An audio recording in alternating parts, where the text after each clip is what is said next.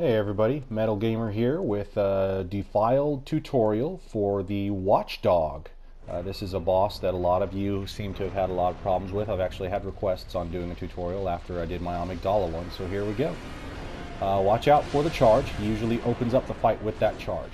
He sometimes will spam that attack when you're at range as well in order to close distance on you and do damage. In the Defiled Chalice, he can one-shot you with this attack, so it is very important to be nowhere near that hitbox when he does his charge attack. The key to beating the Defiled Watchdog is to be patient. Watch for openings, get in, get a few attacks off, and get back out. Don't get greedy. I know it might sound like a broken record because I said that during the Defiled Amygdala. The same as applies for this boss here as well. Even when you stagger him, he's not down for long. Get one, maybe two good attacks in, back off. He'll get up with a massive AoE that can do massive damage. So we want to be nowhere near him. What I'm doing here is I'm baiting his front attack. What I'm watching for is for him to do the side swipe with his head that starts at an upwards angle. There's a bit of a delay, so it gives you time to read it. Gives you time to see, adjust your tactics, and dodge underneath, just like that. And swipe at his side. Once you've dodged it, hit once, get out. That's the best way that you're going to be able to defeat this boss without taking any damage. If you do stick around and get greedy, he can come at you with a secondary swipe, which will hit you and do, again, massive damage in a Defiled Chalice dungeon. That's what we're trying to avoid here. So patience is key in this fight here. Get in, hit him. If you stagger him, try and stagger his other limbs. As you notice here, I'm attacking his rear legs after that. I want to see if you can stagger the rear legs. You can keep him down in one position for longer, which will allow you to get a couple of extra hits in. But again, don't get greedy. If you can't get the legs staggered within a couple of attacks, back off. He will come back at you and give you more opportunities, just like this. So what you're going to do, in order to get those side swipe attacks off, it'll take a little bit of practice, a little bit of timing. He'll rear up, dodge under, attack, and then get back out. Repeat this process through the majority of the fight, and you shouldn't have any trouble with him.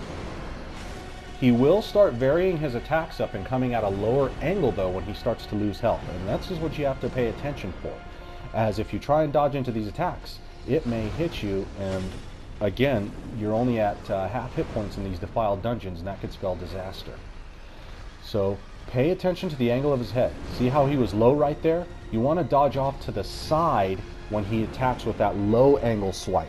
Reason being is if you try and dodge off forward, like I've been doing on these high angle ones like this, then he'll hit you, or at the very least shove you back in front of him where he can follow you up and hit you with another attack here.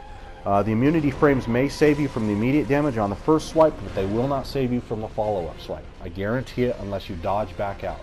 So it's easiest to just dodge straight back or to the side backwards when he comes at you with a low angle swipe.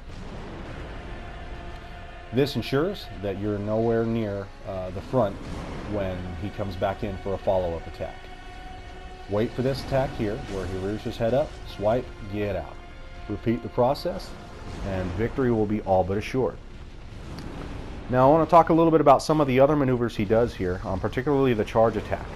When he does his charge attack, you want to be nowhere near where he is, and that's the attack that most people have trouble with because it can one-shot you. The reason why is because it has such a ridiculously large hitbox. I've seen instances where there are people who stand beside him or have even stood behind him during co-op sessions and have been hit with the damage from it when he initiates the charge. Reason is he's got some sort of I'm assuming it's a full body hitbox when he does it. Kicks his legs back even. So when he does the charge, you don't want to be anywhere near him, in front, to the side, or even to the rear, because he can hit you with it, okay?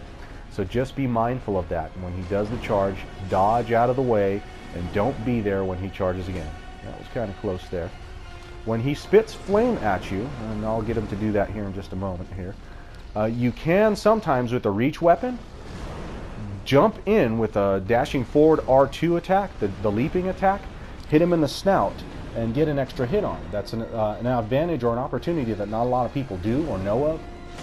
And it can help to shorten the fight a little bit because it's extra attacks while he's open. The downside to it is that if you use that method and you use that attack, he might decide to all of a sudden quickly charge forward, and a lot of people, it'll catch him off guards. They won't be ready for it.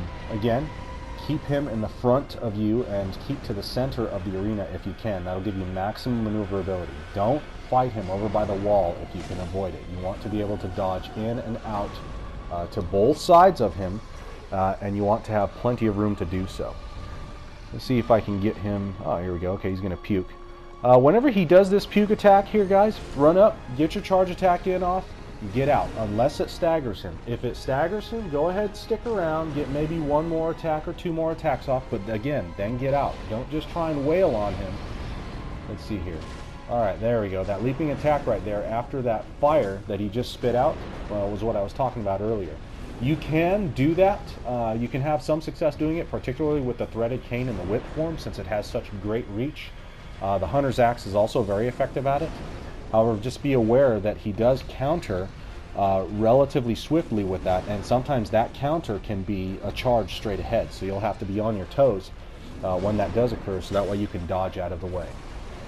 Okay, that's about as close as you want to get with that explosion attack there.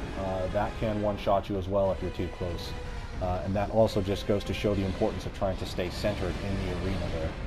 That would have spelled disaster if I was just a bit closer or I hadn't been dodging and I had eaten that attack there. So pay attention to his attacks. Sometimes he'll chain hits together. Don't dive in and try and get a swipe in off every attack. Just get the ones that you know you can get in and get out off of. Do that, you'll have no trouble with him. In the Defiled dungeons, he does drop the fire gems, and if you get him as a third layer boss, he'll actually drop fire abyssal gems. He has a really good chance to drop fire abyssal gems. More than likely in the radial form if you fight him in the Tumero Ideal Chalice dungeons there. So also another reason to watch out for this guy in the Chalice dungeons, is he drops some pretty good stuff sometimes. Staggered, get a couple hits in off. Again, dodge back out so you can avoid that AoE, what he does when he rises. He will create distance in order to center himself back on you and then close back in, so just be mindful of that. Can't stress it enough, patience is the key. If you have high blood tinge, or if you're a cannon user, when he does those sort of AoE attacks that take some time and you basically just want to avoid by being far away, like that fire right there for example, go ahead and shoot him.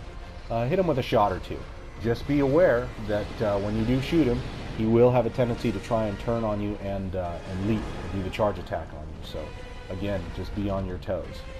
This boss is not as hard as it seems at first once you learn the cadence of the maneuvers and you learn how to effectively dodge and ghost step his attacks.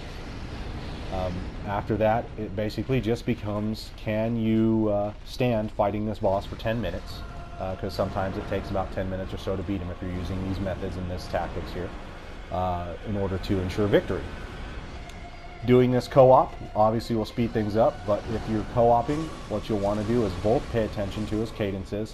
Sometimes he'll have a tendency to jump in mid-air, turn, and attack the opposite player who gets closest to him and one-shot you, and that can end someone's day real quick here. So beyond that, there isn't really much else to this boss to discuss. Ghost step when he rears high, back step when he rears low, get one attack in, swipe on him, get back. That's basically all there is to it. Follow these techniques and tactics as I've demonstrated, and you can also go through, romp on him, defeat him like a pro. That's basically all there is to this boss. Take your hits when you can, and you can do a flawless victory just like this. Metal Gamer, signing off.